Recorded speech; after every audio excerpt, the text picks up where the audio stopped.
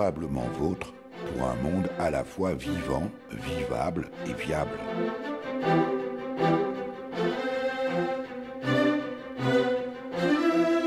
Aujourd'hui, nous évoquerons la foire Éco-Bio d'Alsace qui se tenait à Colmar dans le Haut-Rhin du 10 au 13 mai 2018. Et ça tombe bien puisque nous y étions. Un long chemin parcouru pour parvenir cette année à la 37e édition.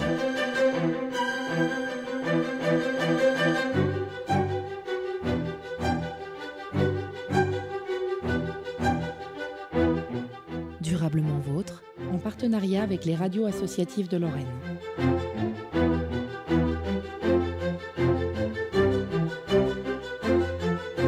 Jean-François Pierdet, bonjour. Bonjour.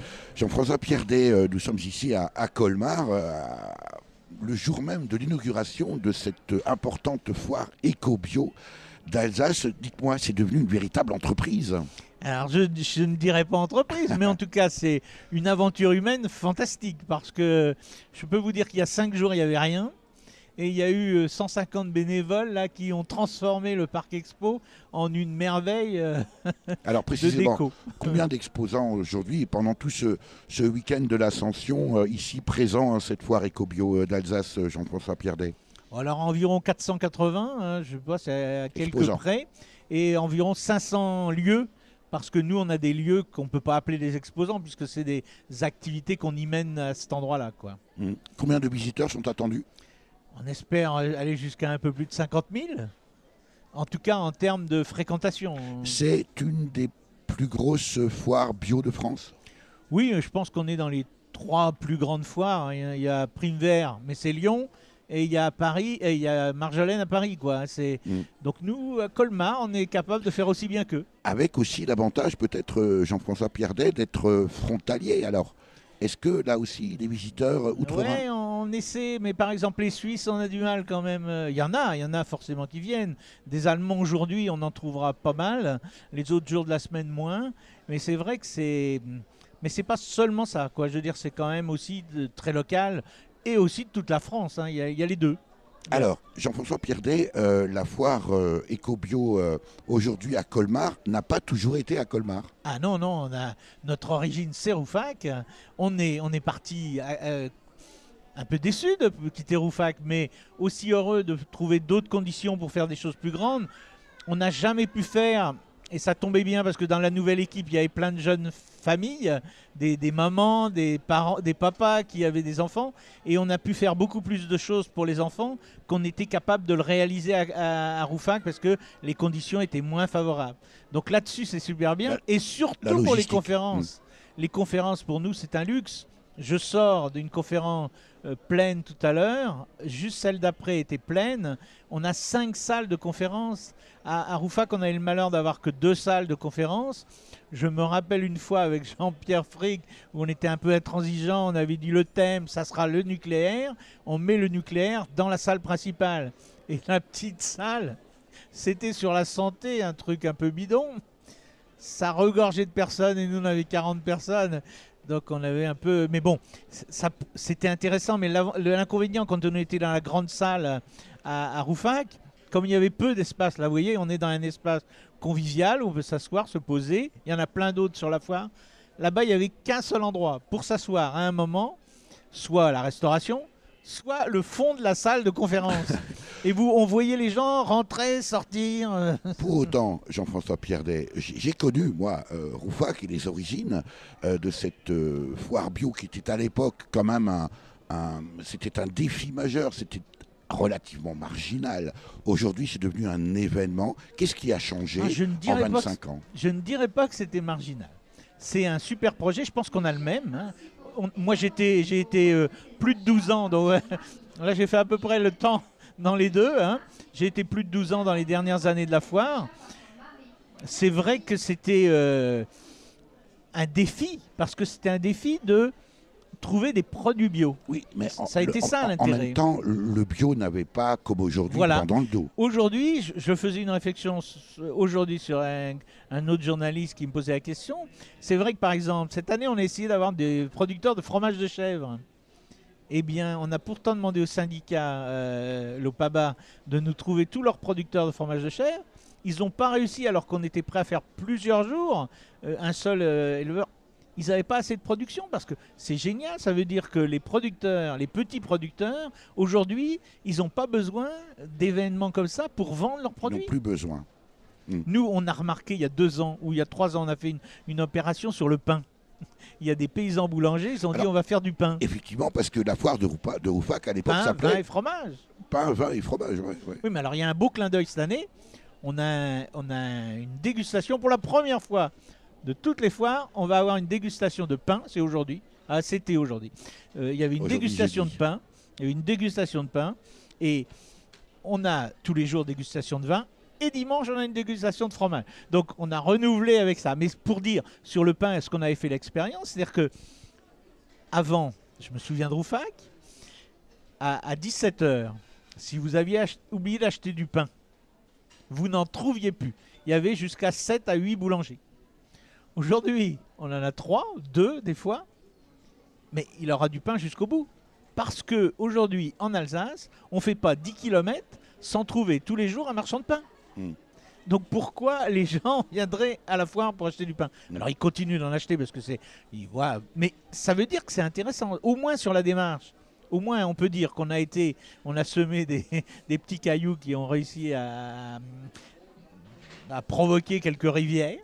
Pourquoi pas des torrents, des fleuves, des je sais Alors, pas quoi. justement, Mais voilà, c'est sur l'alimentation, je crois qu'on a réussi. Jean-François Perdet, président de d'Ecobio d'Alsace, organisateur de cette foire Ecobio, 37e foire Ecobio à Colmar pour le week-end de l'Ascension. Qu'est-ce qui a changé aussi dans le public, dans les consommateurs? Est-ce qu'il n'y a pas aussi un risque aujourd'hui, on le sent bien, de détournement, de récupération du label bio?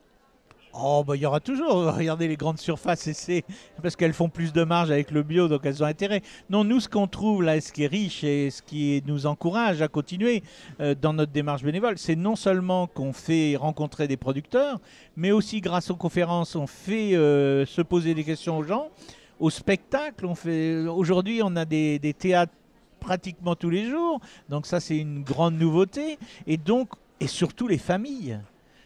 On a calculé, on a au moins une 60aine d'activités à faire par jour, voire certaines jusqu'à 90 par jour. Bah, je veux dire, là, on voit des enfants. Il y a une anecdote, il y a une fois un parent qui a dit dans les foires, quand on vient ici dans ce lieu par exemple, pour la foire au vin ou d'autres foires, quoi, les gens au bout d'une heure, les gamins, ils vous tirent par la main. Et là, le père, il nous racontait, ça fait 1 heure que je veux partir. C'est les gamins qui veulent pas. C'est riche, ça, c'est intéressant. On a donc moyen de passer plusieurs jours à la plusieurs foire jours de Colmar. certainement, mais en tout cas, une journée, on vient le matin. Et ça, c'est le paradoxe que ne connaissaient pas les organisateurs du Parc Expo.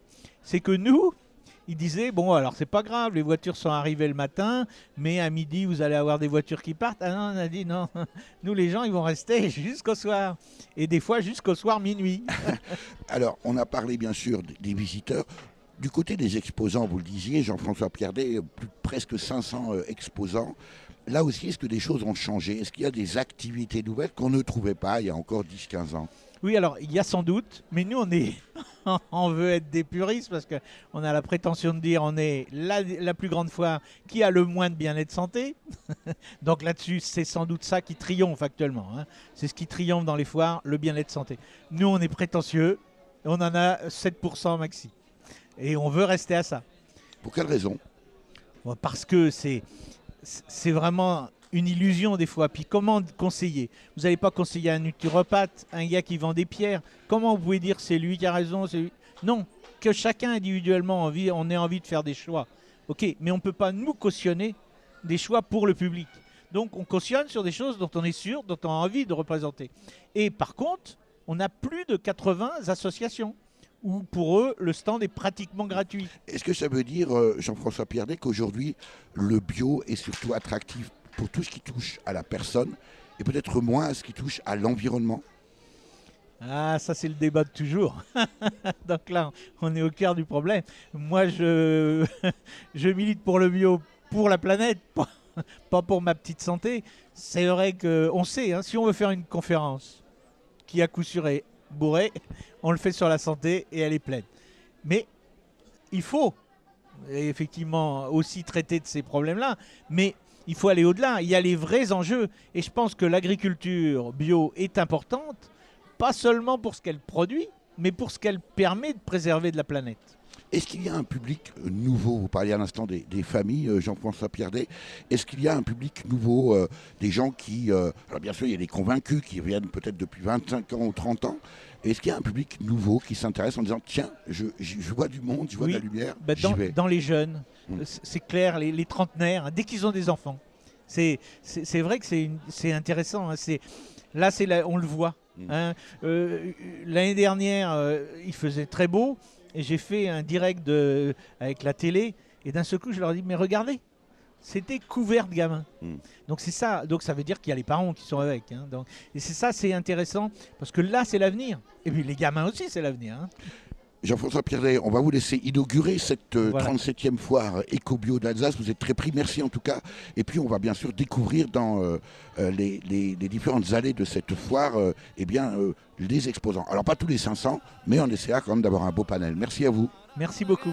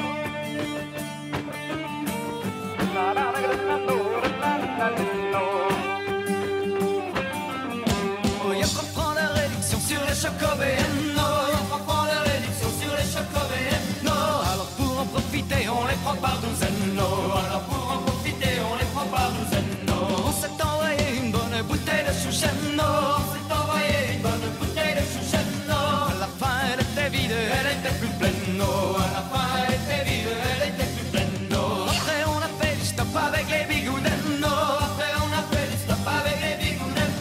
Et on est allé en boîte, mais avec des lesbiennes. Et on est allé en boîte, mais avec des lesbiennes.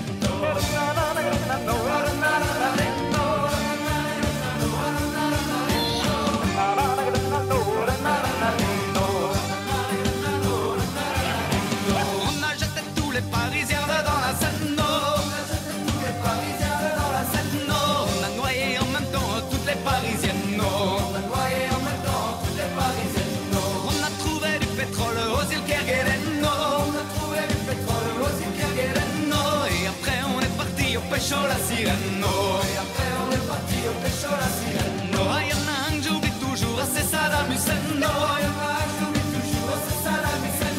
Celui-là nous pompe de l'air comme Jean-Marie Le Pen. Celui-là nous pompe de l'air comme Jean-Marie Le Pen. On s'est roulé à 5 feuilles avec du pollen. On s'est roulé à 5 feuilles avec du pollen. Et après on est tous tombés dans le lagen. Et après on est tous tombés dans le lagen.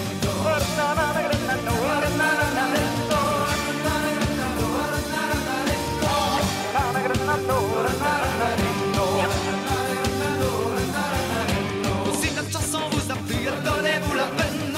Si notre chanson vous a plu, donnez-vous la peine de nous payer un bon coup pour reprendre haleine. De nous payer un bon coup pour reprendre haleine. Nous sommes toujours à la 37e foire Éco-Bio d'Alsace qui se déroulait du 10 au 13 mai 2018 pour cette première journée. Et puis on découvre, on fait le tour de cette foire. On va commencer par vous. Tiens, bonjour. Oui, bonjour. Votre nom, votre prénom? Myriam Fradj. Je travaille donc à Ardelaine, Ardelaine Scope. Donc ça veut dire Ardèche-Laine. avec un très beau stand. Oui. Qu'est-ce que vous proposez sur votre stand, Alors, Myriam? nous, en fait, on est parti en Ardèche d'une matière première qui était abandonnée, qui était la laine. Et en fait, on a restructuré la filière laine, donc en Ardèche, dans notre région. Et on est reparti de la tonte jusqu'au produit fini, donc matelas, couettes, oreillers et vêtements. Avec Voilà. un très grand stand. Alors au début, on avait un tout petit stand il y a 37 ans et on devait venir à deux peut-être, voilà. Là, vous parlez de Et l'époque évoquée tout à l'heure, Oui. Jean-François Pierdet, lorsque la foire se déroulait encore à Roufac. oui, tout à fait. Et donc on était, je pense, que c'était les premiers producteurs qui cherchaient à expliquer une autre approche économique, puisqu'on est tout de suite, nous, on a démarré en coopérative, et aussi surtout une autre approche de la relation, le produit dans l'environnement, sa qualité environnementale et la qualité aussi des relations qu'on avait avec nos clients, voilà, Mhm.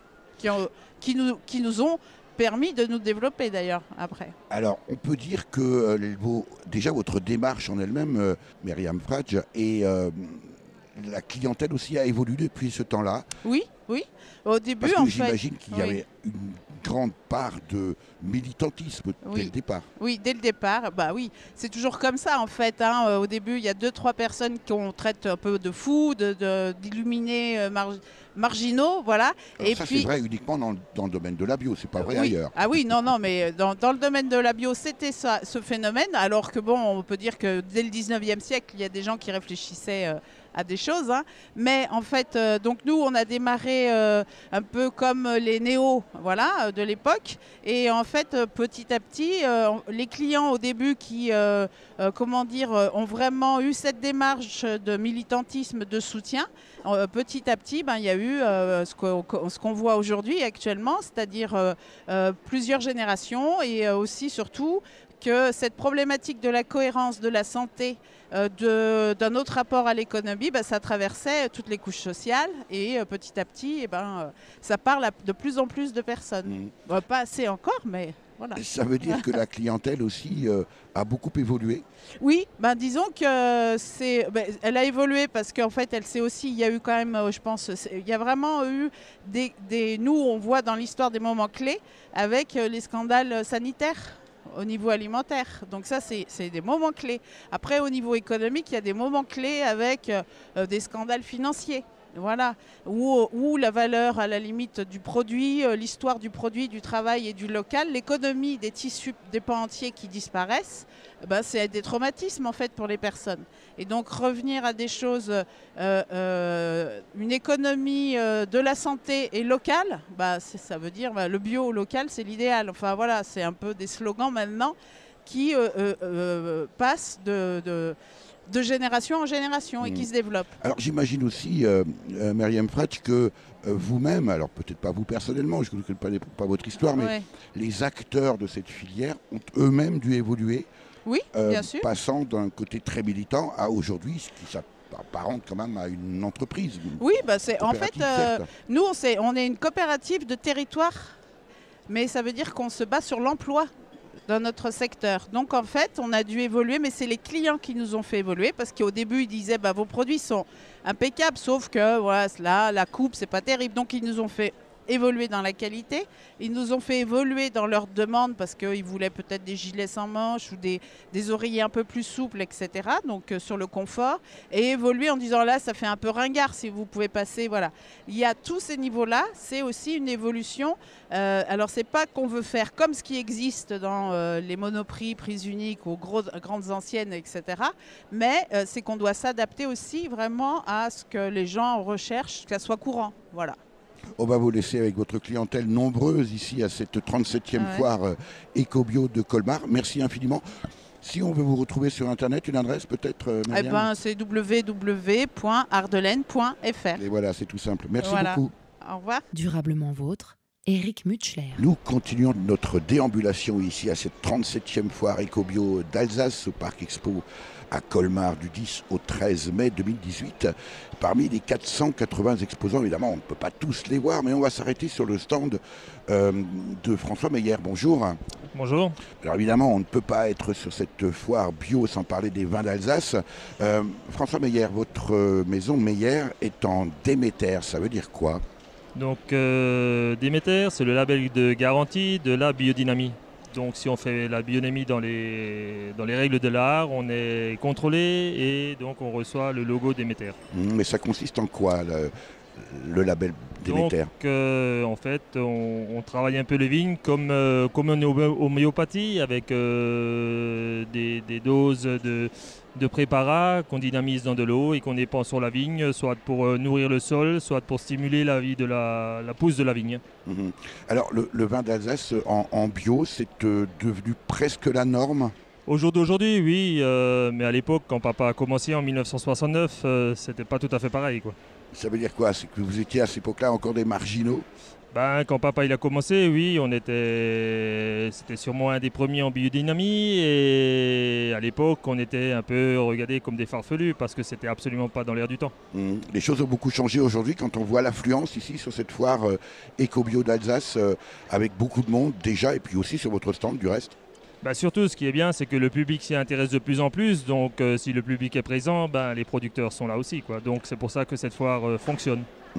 Alors, vous parliez de votre papa, François Meyer. Qu'est-ce qui fait que lui, dans les années 70, donc, a opéré cette conversion? Donc, en 69, c'était le début de la chimie. Et là, papa a pulvérisé un produit chimique, a eu une intoxication. Donc, ce produit lui a attaqué le système nerveux. Et on était toujours soigné en homéopathie et le docteur à l'époque lui a dit il y a autre chose, tourne-toi vers la même chose mais sur la culture de la vigne. Donc c'est tout naturellement qu'il s'est dirigé vers la biodynamie. Alors sur votre domaine Eugène Meyer, à Bergholz, François Meyer, qu'est-ce qu'on trouve comme type de vin? Donc on trouve tous les cépages d'Alsace, qui va du Sylvaner au Gewürztraminer, bien sûr les incontournables, les créments, les grands crus, on a donc le grand cru Spiegel, les vendanges tardives, les grains nobles, on fait tout ce qui se fait en Alsace. Merci François Meyer. Merci à vous. Près de 42 000 visiteurs, peut-être même 50 000 sont attendus à cette 37e foire éco-bio d'Alsace à Colmar où nous sommes. Avec la rencontre de, bien sûr, de nombreux exposants, pas tous, on n'aura pas le temps, plus de 480 exposants. On va demander aussi l'avis des visiteurs. Bonjour madame. Bonjour. Comment vous appelez-vous? Céline. Céline, qu'est-ce qui vous amène ici à la foire éco-bio de Colmar? Alors nous, ça fait des années qu'on vient, on venait déjà à Rouffach. Et puis comme on habite à Turckheim et que c'est pas loin, on continue de venir, même si c'est maintenant à Colmar. Donc consommatrice bio engagée depuis très longtemps? Oui. Oui, depuis qu'on a des enfants en fait. Ah oui, et avant non? Un peu moins. Et pourquoi les enfants? Qu'est-ce qui fait ce déclic? De vouloir les élever sainement et aussi bien au niveau air extérieur ou intérieur et nourriture.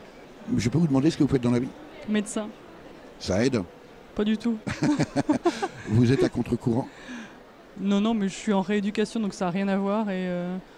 Non, je trouve qu'il y en a de plus en plus quand même des gens qui s'intéressent à la bio. Oui. Est-ce que le public a changé? Est-ce que les exposants ont changé? Si vous parlez de Rouffach, ça remonte à il y a déjà une paire d'années, où c'était, on l'a entendu tout à l'heure dans la bouche de Jean-François Pierdet, le président de l'association Éco-Bio d'Alsace, qui organise cette foire ici à Colmar, où on était dans une ambiance peut-être plus militante, plus engagée, peut-être même un peu plus marginale. Est-ce que ça a changé? Oui, c'est sûr. Moi, je trouve aussi à l'époque à Rouffach, c'était plus babacool, j'aurais envie de dire. Ici, c'est un petit peu plus des gens qui se promènent et qui viennent faire leurs courses. Des gens normaux, quoi. Oui. C'est une bonne chose? Oui et non. Je pense qu'il y a des exposants qui ont peut-être pas forcément vraiment leur place toujours ici. Voilà. Et puis maintenant, on trouve la bio un peu partout dans les magasins aussi, alors qu'avant, à Rouffach, on trouvait que quand on venait à Rouffach. Mais en même temps, c'est pas un peu une caractéristique du monde de la bio en général que de cultiver cette culture de la marginalité, justement? Oui, peut-être certains, oui.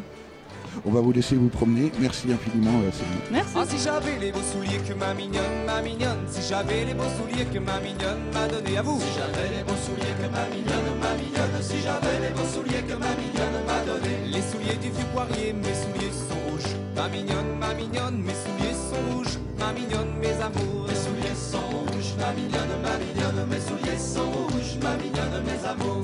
j'avais les beaux chaussons que ma mignonne, si j'avais les beaux chaussons que ma mignonne m'a donné. Si j'avais les beaux chaussons que ma mignonne, si j'avais les beaux chaussons que ma mignonne m'a donné. Les chaussons du Vogognon, puis les souliers du vieux poirier, mes souliers sont rouges.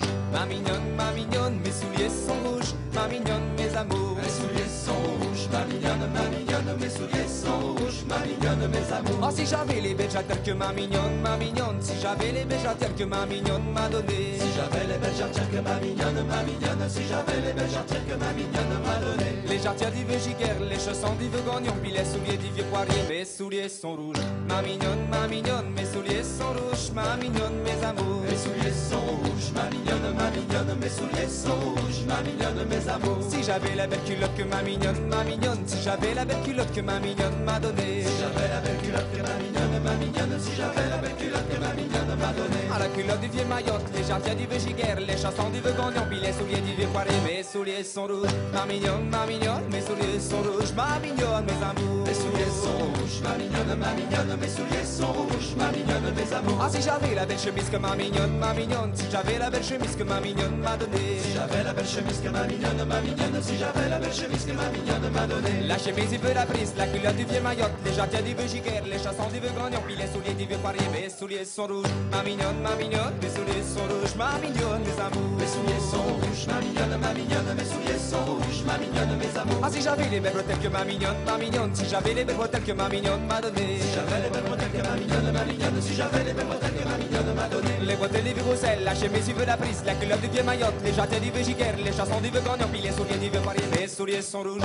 Ma mignonne, mes souliers sont rouges. Ma mignonne, mes amours, mes souliers sont rouges. Ma mignonne, mes souliers sont rouges. Ma mignonne, mes amours. Ah, si j'avais le beau collet que ma mignonne, si j'avais le beau collet que ma mignonne m'a donné. Si j'avais le beau collet que ma mignonne, si j'avais le beau collet que ma mignonne m'a donné. Le collet du vieux Forêt, les bretelles du vieux Roussel, la chemise du vieux Laprise, la culotte du vieux Mayotte, les jarretières du vieux Giguère, les chansons du vieux Grognon, puis les souliers du vieux poirier, mes souliers sont rouges. Ma mignonne, mes souliers sont rouges. Les souliers rouges. Mes souliers sont rouges. Ma mignonne, mes souliers sont rouges. Ma mignonne, mes amours. Ah, si j'avais le beau capot que ma mignonne, si j'avais le beau capot que ma mignonne m'a donné. Si j'avais le beau capot que ma mignonne, si j'avais le beau capot que ma mignonne m'a donné. Le capot du petit vol, le collet du vieux Forêt, les bretelles du vieux Roussel, la chemise du vieux Laprise, la culotte du vieux Mayotte, les jarretières du vieux Giguère, les chansons du vieux Grognon, puis les souliers du vieux poirier, mes souliers sont rouges. Ma mignonne, mes souliers sont rouges. Les souliers rouges. Mes souliers sont rouges. Ma mignonne, mes souliers sont rouges. Ma mignonne, mes amours. Ah, si j'avais le beau chapeau que ma mignonne, si j'avais le beau chapeau que ma mignonne m'a donné. Si j'avais le beau chapeau que ma mignonne, si j'avais le beau chapeau que ma mignonne m'a donné. Le chapeau du vieux Garchon, le capot du petit bol, le collet du vieux Forêt, les bretelles du vieux Roussel, la chemise du vieux Laprise, la culotte du vieux Mayotte, les jarretières du vieux Giguère, les chansons du vieux Grognon, puis les souliers du vieux poirier, mes souliers sont rouges. Ma mignonne, mes souliers sont rouges. Ma mignonne, mes amours. Mes souliers sont rouges. Ma mignonne, mes souliers sont rouges. Ma mignonne, mes amours. Mes souliers sont rouges. Ma mignonne, mes souliers sont rouges. Ma mignonne, mes amours. Mes souliers sont rouges. Ma mignonne, mes souliers sont rouges. Ma mignonne, mes amours. Nous sommes toujours à la 37e foire Éco-Bio d'Alsace. C'était du 10 au 13 mai 2018 au Parc Expo de Colmar, avec plus de 480 exposants. Évidemment, on ne peut pas tous les rencontrer, mais on s'arrête devant un stand auquel on ne s'attend peut-être pas forcément quand on parle de bio, puisque on parle en bio, on pense plutôt agriculture, lait, fromage, pain, du vin. Et là, c'est un stand de chaussures. Bonjour Myriam. Bonjour. Vous êtes animatrice du stand de chaussures Bionat. Oui. En quoi une chaussure est-elle bio, Myriam? Alors, il y a la semelle déjà. C'est un latex naturel. C'est pas un caoutchouc. Caoutchouc composé de produits pétroliers, donc c'est très polluant. Là, c'est un 100% EVA. Donc c'est du végétal. Très très souple, oui. C'est le latex produit par l'arbre EVA qui nous apporte tout confort. Et on ressemelle à l'usine quand c'est usé. Alors là, c'est pas très radiophonique, mais vous êtes en train de maltraiter la chaussure en la pliant carrément en deux. Voilà. Et deuxième point, c'est le cuir. Donc c'est un cuir tanné de façon végétale, sans chrome. On le garantit sans chrome à toutes les personnes allergiques au chrome, parce que maintenant les cuirs sont tannés avec du chrome 6, qui fait partie des métaux lourds et qui est très polluant à la fabrication. Il est rejeté dans les eaux de tannage, donc il faut retraiter. Et il est très polluant ensuite quand on le porte, puisqu'il y a des résidus qu'on appelle sel de chrome dans le cuir, et il y a des personnes qui font allergie. Donc nous, on leur garantit qu'il n'y a pas de chrome dans nos chaussures, il n'y a pas de métaux lourds. Et puis ça ne fait pas forcément du mal à l'environnement. Exactement. Parce que là aussi, on entend souvent les gens venir au bio pour des raisons de santé personnelle, oui, alors que la santé environnementale, c'est tout aussi important, et peut-être ça les concerne un peu moins. C'est sûr. En plus, c'est une chaussure durable. Vous en avez pour au moins 10 ans. peut-être aussi que ça dépend de la manière dont on la porte, comment on la porte. Tout à fait. Mais enfin, j'en ai une qui a 18 ans, donc je dis la 10, chaussure, voilà. La paire. Alors, on parle semelle, tannage du cuir. Oui, et on a des toiles de chanvre aussi. Bio, doublé coton bio. La couture, cousue à la main, ça veut dire aussi que c'est réparable? Oui, tout à fait. Oui, si vous voulez faire durer la chaussure, le cordonnier, elles sont garanties, elles repassent à l'usine, et comme on ressemelle, elles durent beaucoup plus longtemps. Toute gamme confondue, hommes, femmes, toutes les tailles, on trouve chez vous? Oui, toutes les tailles, dames du 35 au 42, messieurs du 39 au 46, on a même quelques 47-48 dans certains modèles. Mais oui. Bionat, entreprise alsacienne, Myriam? Oui, à Châtenois, au sud de Strasbourg, mais production nantaise.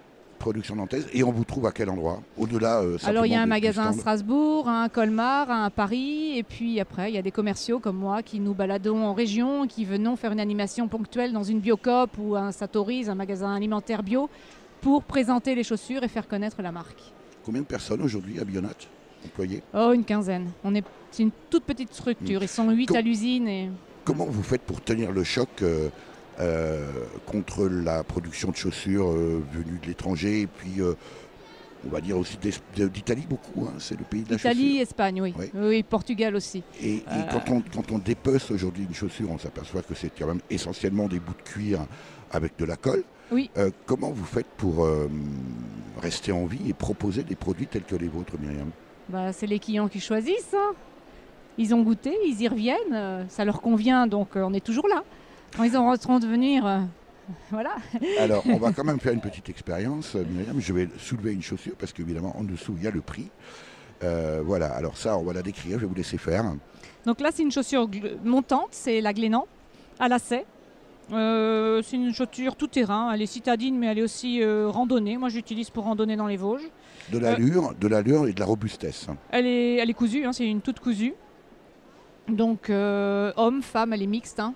Donc en homme, et la fleurie en dame, 245 €. C'est un investissement, mais vous faites travailler les Français et vous en avez pour minimum 10 ans. Vous n'avez même pas laissé le temps de poser la question, on a déjà l'argument.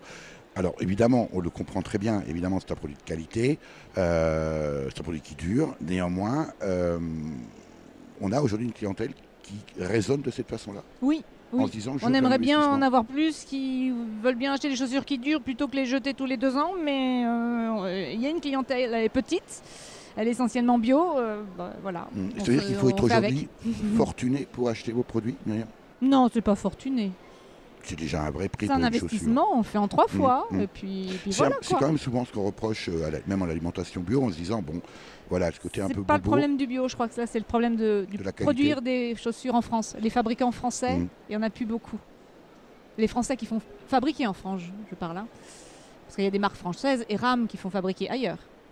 Mais à partir du moment où si vous prenez Echung, qui est une marque aussi alsacienne, bon pas en bio, elle est plus chère que la nôtre. Hein. On comprend bien. Mais c'est une marque de qualité. On comprend bien l'argument. Où est-ce qu'on peut vous trouver si on ne peut pas se rendre Bionat.fr. Eh ben voilà, c'est fait. Merci beaucoup. Je vous en prie. Durablement vôtre, Eric Mutschler. Après les chaussures, eh bien on continue notre promenade ici à la 37e foire Éco-Bio d'Alsace au Parc Expo du 10 au 13 mai. On n'a évidemment pas le moyen de voir tous les exposants, presque 500, mais c'est un peu volontairement que nous allons plus volontiers vers peut-être des exposants qu'on ne s'attend pas à voir une foire éco-bio, où on s'attend plutôt à voir des producteurs de légumes, de vin. Eh bien on trouve aussi, on a vu des chaussures, on a vu de la literie, de l'ameublement, du bois. On s'arrête ici sur le stand de Saker Massé. Bonjour Jean Massé. Bonjour, oui. Vous êtes une entreprise, une menuiserie, ébénisterie installée à Vasselonne, c'est sur la route entre Strasbourg et Saverne, une entreprise de 14 salariés. Oui. J'ai presque envie de vous demander ce que vous faites sur une foire comme celle de Colmar, la foire Éco-Bio d'Alsace. En fait, nous, on veut présenter essentiellement notre savoir-faire. On est sur une foire de Colmar parce qu'on est des fabricants alsaciens, donc fabrication locale.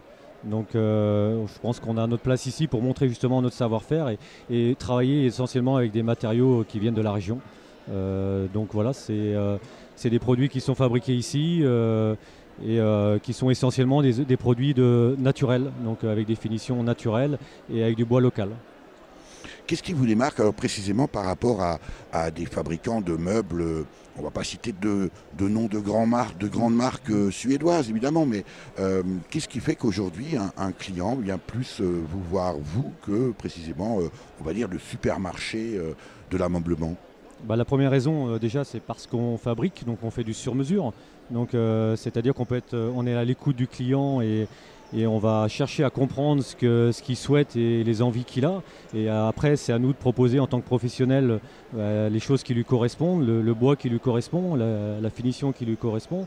Et en fait, c'est surtout d'avoir un objet qui soit unique chez le client, avec un bois qui sera unique également, parce que le bois, c'est un matériau qui est différent à chaque fois. Donc le client en fait aura une pièce chez lui qui sera complètement différente de ce que peut trouver les autres, et donc il n'aura pas, comme dans un grand magasin, les mêmes meubles au même endroit, quoi. Alors est-ce que ça veut dire, Jean Massé, qu'aujourd'hui les produits que vous proposez, on le voit d'ailleurs sur les différents stands, que ce soit des chaussures, que ce soit de la construction, que ce soit même du vin, évidemment on se pose tout de suite la question du prix. Est-ce que ça reste malgré tout abordable pour le client moyen? Ça reste des prix abordables. On est quelquefois un peu plus cher que des grands fabricants. Après, on est sur des produits de qualité et sur des matériaux nobles. Donc le bois est un matériau noble. Nous, on est des gens de métier, donc on est amoureux du bois. Donc en fait, on essaye de faire transpirer ce qu'on vend aux gens la même chose, c'est-à-dire que des gens qui sont amoureux du bois et qui aiment la matière et la belle qualité. Donc on est quelquefois dans des prix qui sont identiques, parce que on essaye aussi de faire attention à la matière première qu'on achète. Le bois, on l'achète directement à la source, ce qui fait qu'on arrive quand même à faire des fabrications qui soient à des prix abordables, et pour essayer d'être accessible pour tout le monde, quoi. En vous écoutant, Jean Massé, je me disais, mais finalement, est-ce que nos concitoyens, est-ce que les consommateurs ne sont pas un peu leurrés par la publicité que l'on voit du matin au soir, ou que l'on entend en se disant, bon, voilà, on nous attire par le prix, et que finalement des artisans comme vous à Basselonne, qui fabriquez de l'ameublement, notamment de la literie avec du bois alsacien, ça reste malgré tout dans un prix tout à fait correct et abordable, simplement on n'y pense pas. C'est la plupart des réflexions qu'on a souvent des gens qui nous voient et nous disent c'est pas pour nous parce que vous allez être trop cher, et en fait en leur expliquant comment on travaille et le process qu'on a, et on leur dit mais donnez-nous votre projet, on va l'étudier, on va le chiffrer, et vous verrez que finalement on n'est pas forcément plus cher, et on est surtout une qualité qui est nettement supérieure, quoi. C'est tout ce qu'on fabrique, c'est des choses qui durent dans le temps et qui sont inusables. Donc on n'est pas sur la même qualité, et pourtant des fois on est sur un prix qui est quasiment similaire, quoi. Ça veut dire aussi, j'imagine, Jean Massé, que la clientèle ici, en tout cas les visiteurs sur cette 37e foire Éco-Bio d'Alsace, est un public de choix pour vous? Bien sûr, ouais, c'est vraiment un public de choix, et on est très content d'être là, parce que en fait, ce qui nous fait le plus plaisir, nous, en tant que professionnels, c'est quand les gens regardent ce qu'on a fait et nous disent que c'est très beau, et qu'ils trouvent ça très, très joli, et que quand on leur explique comment on travaille et les prix qu'on a, finalement, ils se rendent compte que c'est accessible pour eux et que c'est ouvert pour tout le monde, quoi. Je confirme, Jean Massé, vous avez un très joli stand qui fait très nature, très épuré, très serein. Si on veut retrouver sur Internet pour passer vous voir, pour en savoir plus, Jean Massé, une adresse de site? Oui, vous pouvez nous retrouver sur notre site qui est l'adresse www.saker.fr.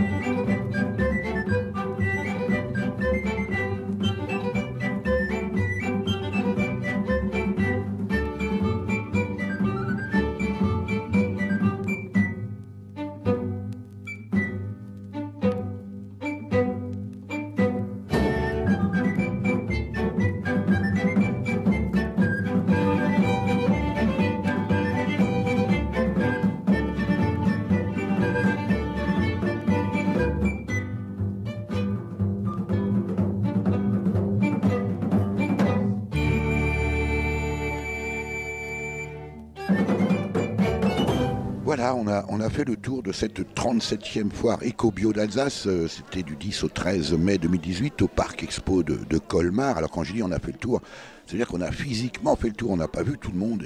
Malheureusement, plus de 480 exposants. On se retrouve avec vous, Jean-François Pierdet.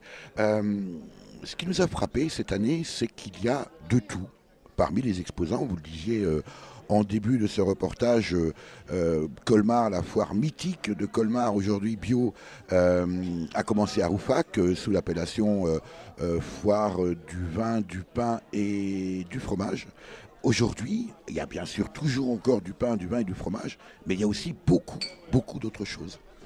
Oui, alors c'est la chance qu'on a eue parce que longtemps à Colmar, on était limité par la place. Donc on a fait une année... à Rouffach. À Rouffach, oui, pardon. Lapsus fréquent. Donc on était limité par la place, donc on a fait une année tout un pôle habitat, mais c'était compliqué. Donc l'habitat, on n'a pas pu le faire. Donc on a profité ici de pouvoir faire de l'habitat. On avait, à l'époque, il y avait peu.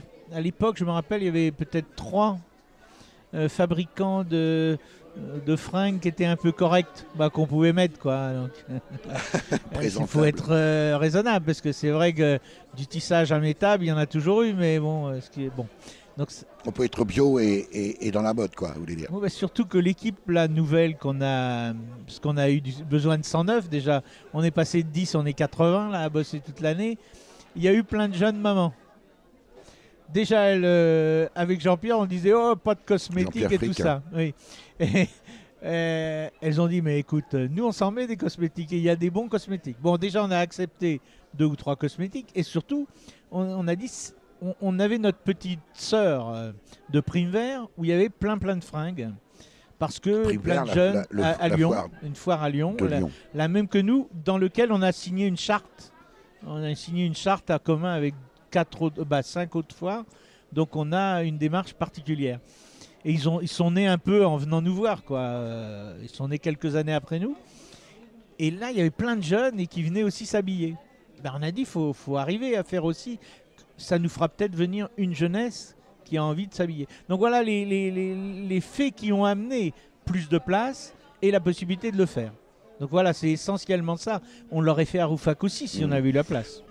Jean-François Pierdet, vous êtes le président de l'association Éco-Bio Alsace, cette association qui organise cette foire Éco-Bio à Colmar, cette année du 10 au 13 mai, mais c'est toujours le week-end de l'Ascension. Vous êtes, comme tous les membres de l'association, un bénévole. Qu'est-ce qui vous motive dans cette aventure qui maintenant dure depuis 37 ans de façon ininterrompue? Est-ce que vous êtes un peu cinglé, Jean-François Pierdet? Utopiste sans doute, cinglé je ne sais pas, mais... on croit changer le monde. Hein. Faut pas qu'on rêve pas d'organiser la foire pour organiser une foire. Notre rêve, c'est vraiment de changer le monde. Ce qui motive les 80 bénévoles, c'est parce qu'on a des conférences, c'est parce que ce soir on va faire la fête, c'est parce que ce soir il y a du théâtre, c'est parce que voilà, c'est tout ça. C'est pas seulement d'organiser une exposition. Ça, je dirais n'importe quel professionnel peut le faire. Il n'y a pas besoin de bénévolat. Avec du bénévolat, c'est plus facile. Dans les conditions qu'on le fait, mais c'est d'abord parce qu'on pense qu'on est une petite graine, qu'on essaie de changer 2-3 choses. Alors des fois on est un peu déçu, mais des fois on est optimiste, on y croit encore. Alors justement, 37e foire Éco-Bio à Colmar, est-ce qu'il y aura, Jean-François Pierdet, une 38e foire? On ne sait jamais.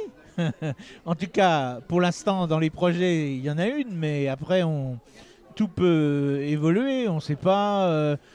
Mais a priori, tout le monde est prêt. Je veux dire, en plus, gonflé là, par 4 jours de préparation, tout le monde est prêt pour repartir. Alors après, il y a plein d'autres projets sans arrêt qui naissent. C'est-à-dire qu'on voudrait bien un lieu permanent, on voudrait bien faire vraiment du concret, de l'habitat, vraiment de l'habitat écolo. Donc on construirait progressivement. Des idées, ça fuse tout le temps. Mais après, progressivement, on les réalisera.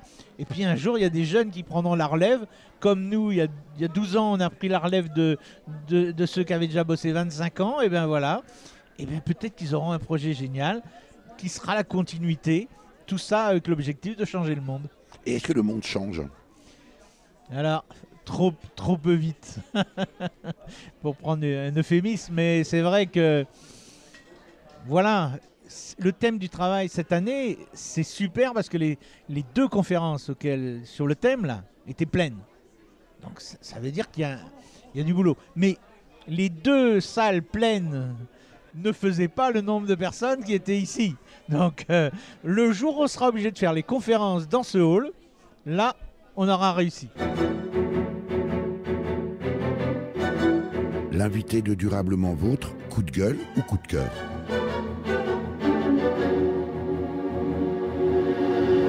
Karine Dietrich-Chenel, bonjour. Bonjour. Vous êtes bénévole ici à l'association Éco-Bio Alsace, donc un des piliers parmi les très nombreux qui participent à la préparation, c'est tout au long de l'année de cette foire, aujourd'hui 37e foire Éco-Bio à Colmar. Plutôt coup de cœur ou plutôt coup de gueule? Les 2. Bon, on vous écoute. Le cœur, c'est vraiment l'engagement de tous les bénévoles de rendre cette foire belle, attirante et de mettre un sens dans ce qu'on fait. Si vous regardez le programme des conférences, on peut dire ici, c'est le focus sur les thèmes de grande actualité. Si c'est de société ou de médecine, autre chose. Donc ça, c'est vraiment précieux. Et c'est votre mission en particulier, ici en tant que bénévole, c'est vous qui avez en charge les conférences et les conférenciers. Oui, exactement. J'accompagne quelques conférenciers, conférencières. Et voilà, donc ça aussi, c'est particulier. On tient à cœur de bien les accueillir. Nous avons mangé à midi ensemble et puis ensuite on rentre dans la conférence. Et on peut donc transmettre quelque chose. À midi, par exemple, disons à 13h, c'était la maison de la pédagogie de Mulhouse. C'est quelque chose d'unique en France. Ça n'existe nulle part ailleurs. Où on réfléchit sur des pédagogies alternatives autres. Alors ça, c'est l'aspect coup de cœur de votre engagement bénévole ici à la foire Éco-Bio d'Alsace. Vous disiez les 2. On vous écoute sur la partie coup de gueule cette fois-ci. Alors, coup de gueule, c'est de constater qu'il y ait des foires qui n'amènent pas leur cœur.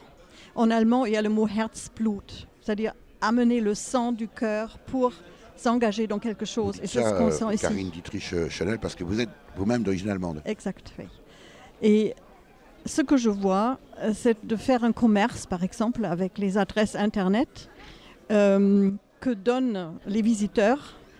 Ils pensent que c'est gratuit, mais ce n'est pas gratuit parce qu'on va faire un business avec leurs adresses, on va les louer, on va les vendre. Et dans notre monde des médias, où tout est pris, où tout est vampirisé, je trouve que c'est un développement dangereux. D'où l'expression, quand c'est gratuit, c'est toi le produit. Oui, exactement. C'est un peu ça. En même temps, Karine Dietrich-Chenel, est-ce que c'est pas un peu la rançon de la gloire finalement? On n'a pas cessé d'évoquer une certaine nostalgie pour la foire de Rouffach, qui est l'ancêtre évidemment de cette foire aujourd'hui à Colmar. Mais en même temps, on ne peut que se réjouir finalement du développement de cette foire qui attire de plus en plus de monde, et pas seulement les écolos convaincus. Est-ce que finalement, c'est pas un peu là aussi la rançon de la gloire que de voir arriver finalement peut-être des opportunistes et si oui, comment vous en prémunir?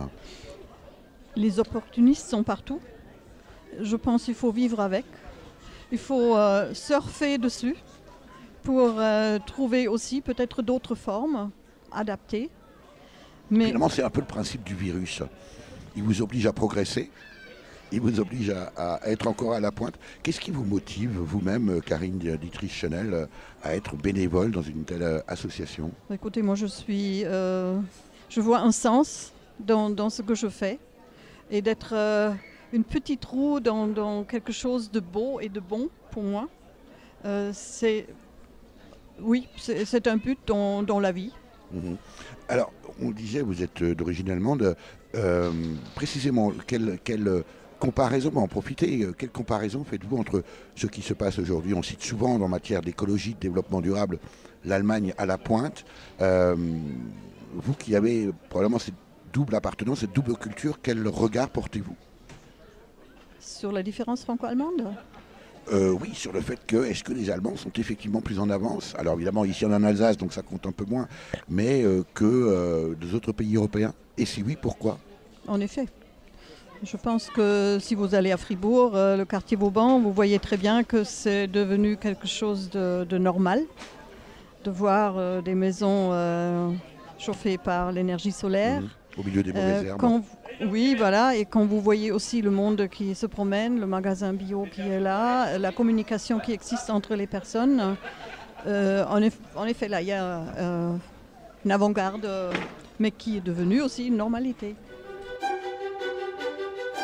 Merci à tous les témoins de ce reportage réalisé jeudi 10 mai 2018 à la 37e foire Éco-Bio d'Alsace à Colmar dans le Haut-Rhin. Pour en savoir plus, rendez-vous sur www.ecobio.alsace. Vous avez pu écouter dans l'ordre Les Moutons par le groupe breton Matmata sorti en single en 1997, Les Souliers Rouges par le groupe normand Les Souliers sont rouges paru sur l'album Tape la galoche sorti en 1995, et enfin The Sevener Sprung, une très vieille danse commune à tous les peuples d'Europe et dont l'origine se perd dans la nuit des temps, paru sur la face A du 33 tours Danse traditionnelle d'Alsace de Georges Herzog et Eugène Méguet, sorti dans les années 70. À la technique et au montage, Véronique Olivier. Vous pouvez réécouter cette émission dès la semaine qui suit sa première diffusion sur le site www.durablementvôtre.fr.